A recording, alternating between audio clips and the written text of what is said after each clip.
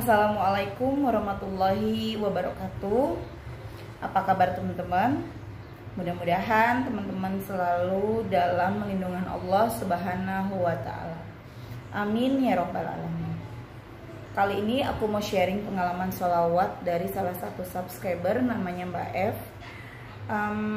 Tapi sebelumnya klik dulu tombol subscribe-nya, kemudian klik juga gambar loncengnya supaya kalau aku ada video baru teman-teman bisa dapat notifikasi dari YouTube. Dan jangan lupa ya teman-teman, di-share juga sebanyak-banyaknya ke medsos teman-teman. Mudah-mudahan dengan men-share video yang semakin banyak lagi saudara-saudara kita yang bisa menyelesaikan masalahnya, menggapai hajatnya dengan bersholawat.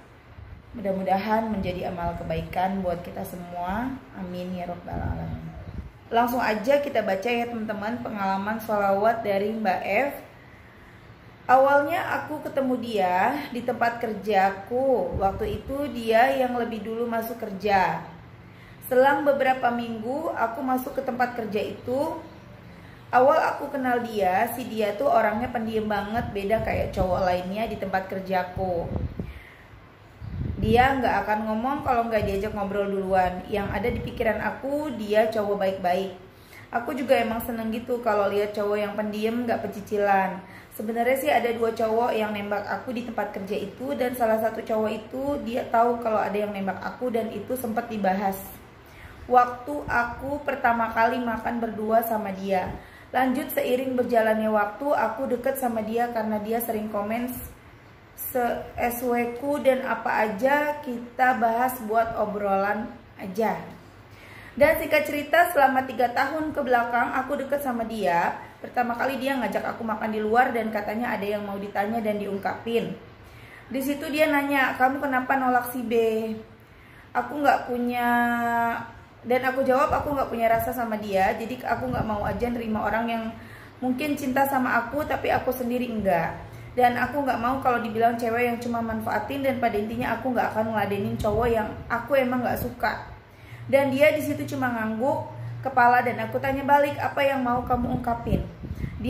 Dia mau jawab tapi kayak orang bingung, terus dia nunduk itu dan dia cuma bilang susah mau diungkapin. Dia diem sampai akhirnya waktu itu udah jam 11 malam dan tempat makan itu mau tutup. Akhirnya apa yang mau diungkapin nggak jadi.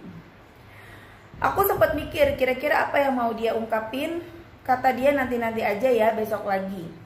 Nah dari situ besok-besoknya kita sering jalan bareng. Dia yang selalu ngajak aku makan di luar berdua, dan itu sering gak cuma sekali.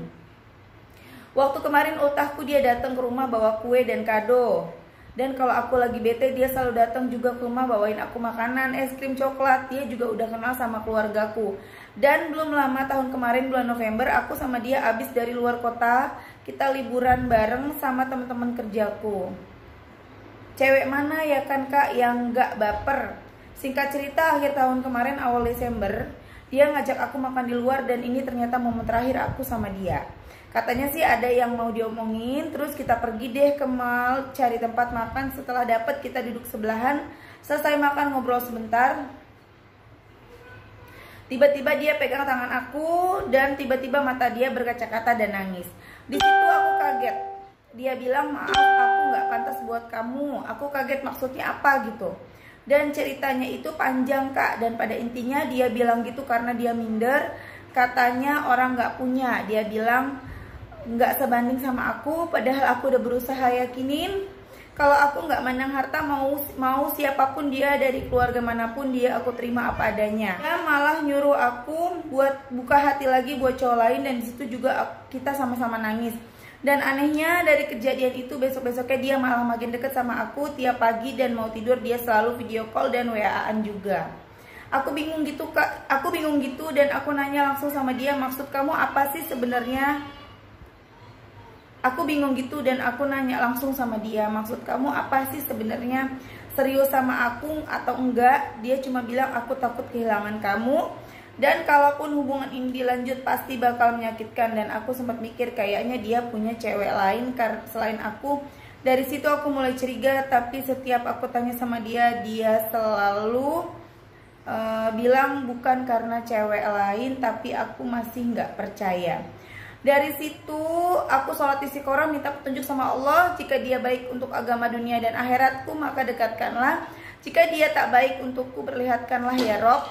Dan gak lupa juga aku jalanin sholawat. Setelah aku sering lihat-lihat channel YouTube kakak, aku sholawat 100 kali. Dan Masya Allahnya dalam 1 minggu aku jalanin terus gak putus-putus. Di minggu kedua Allah kasih jawabannya, tiba-tiba dia pasang foto cewek. Terus aku komen, aku tanya dia siapa. Awalnya dia gak jujur. Setelah aku desek, dia baru jujur. Dia bilang, maaf aku udah bohongin kamu juga dia. Dan dia udah lebih dulu kenal sama dan pacaran sama cewek itu. Aku mungkin cuma dijadiin pelarian aja. Dari situ rasanya perasaan aku kayak hancur gitu. Dan bodohnya aku, kenapa aku nggak pernah tahu kalau dia udah punya cewek selama 3 tahun deket sama aku. Dan di situ aku down banget kak. Aku terus jalanin sholawat lebih banyak lagi 1000 kali sehari. Dan Allah kasih jawaban lagi. Tiba-tiba cewek itu langsung DM aku dan caci maki aku, dibilang aku pelakor.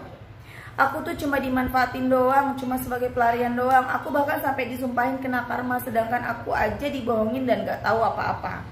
Dan yang bikin aku nyesek lagi, dia akhirnya pilih cewek itu kak. Rasanya doa-doa aku terkabul dan dibuktiin bahwa dia memang gak baik buat aku.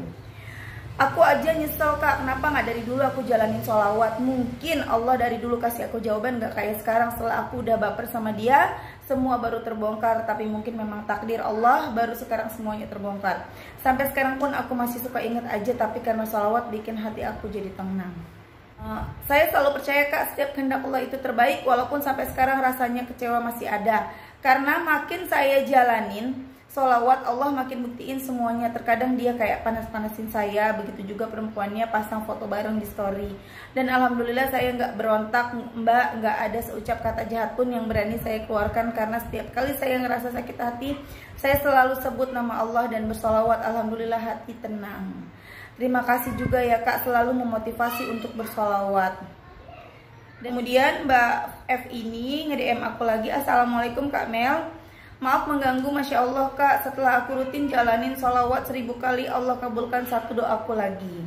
Gini kak ceritanya, semenjak kejadian masalahku sama dia 3 bulan lalu, entah kenapa tiba-tiba keluarga dia, karena rumah kami memang dekat, tidak terlalu jauh, tiba-tiba cuek mendiami aku dan keluarga. Bahkan tiap bertemu tidak pernah lagi teguran. Jangankan itu, bertemu pun yang biasanya selalu ramah dan saling nyapa, kemarin-kemarin selalu buang muka. Sampai ibu dan kakakku tanya ada apa sama keluarga dia, kok pada gitu ya, jadi jutek, judes, dan kalau ketemu malah buang muka. Aku juga sempat mikir, kok iya ya sama aku juga begitu. Kalau bertemu kalau bertemu pun sering ngobrol, sekarang beda. Dan gak lama kebongkarlah kebohongan dia itu dengan adanya wanita lain selain aku. Dan setiap selesai sholawat Jibril 1000 kali dalam sehari, aku selalu selipkan doa untuk maksud agar keluarganya dibukakan pintu hati dan diluluhkan, serta memohon selalu kebenaran atas apa yang terjadi agar aku tidak berprasangka buruk atau seuzon kepada keluarganya. Karena menurutku masalah ini cukup aku yang rasain, keluargaku begitupun keluarga dia jangan sampai kena imbasnya.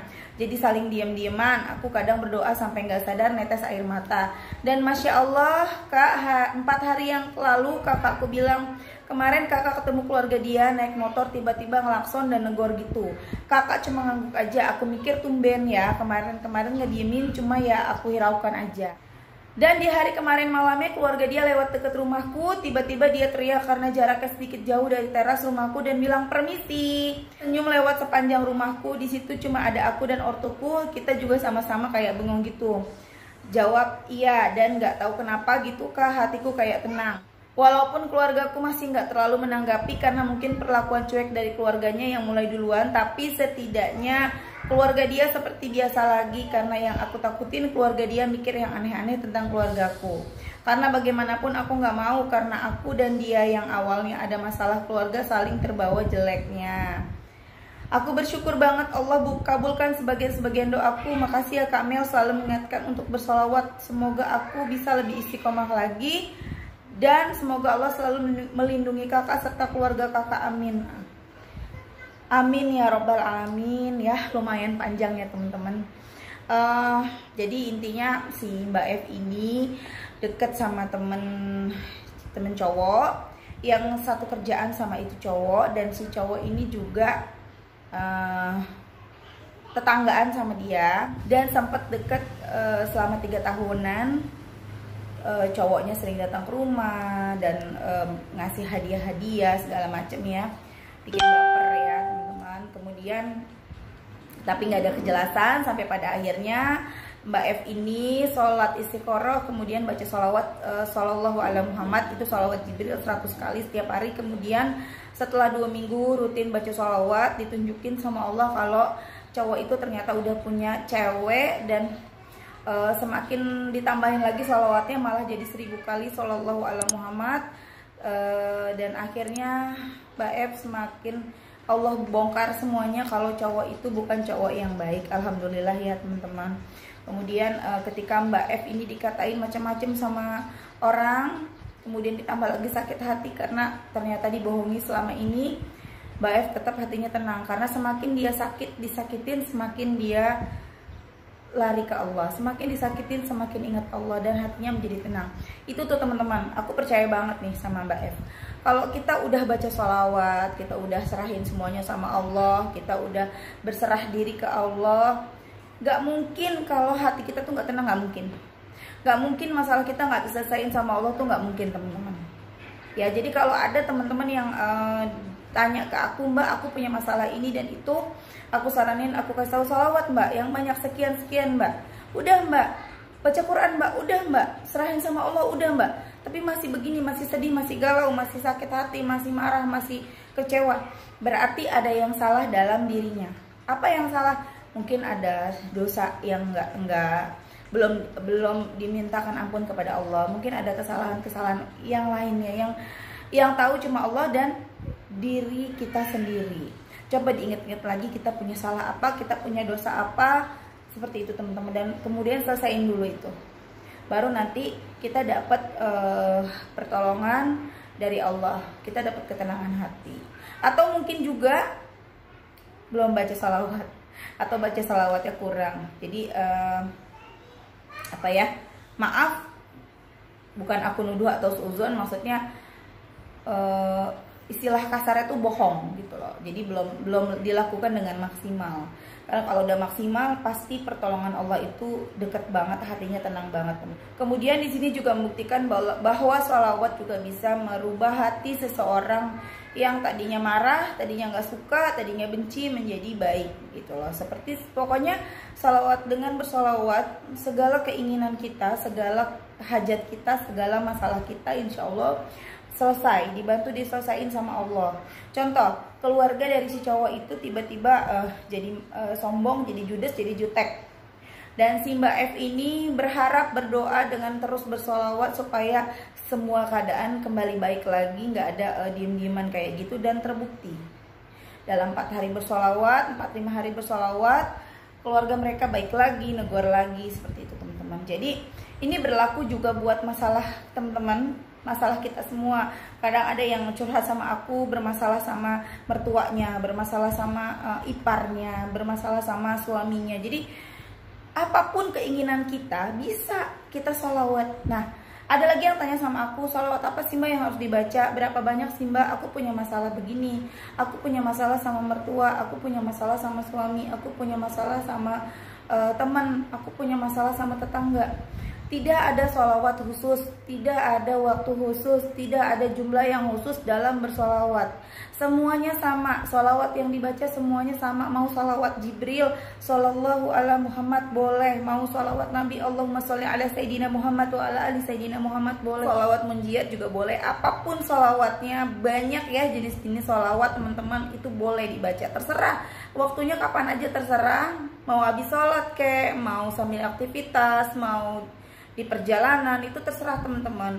Jumlahnya pun terserah, intinya semakin banyak semakin bagus. Kalau masalahnya begitu berat, masalahnya begitu besar, bacanya yang banyak. Kalau perlu, kalau memang bisa 24 jam waktu kita untuk bersolawat, seperti itu ya teman-teman, istilahnya ya. Jadi jangan ditelan mentah-mentah nih kalimat aku. Nah kemudian baca solawatnya, apapun solawatnya baca.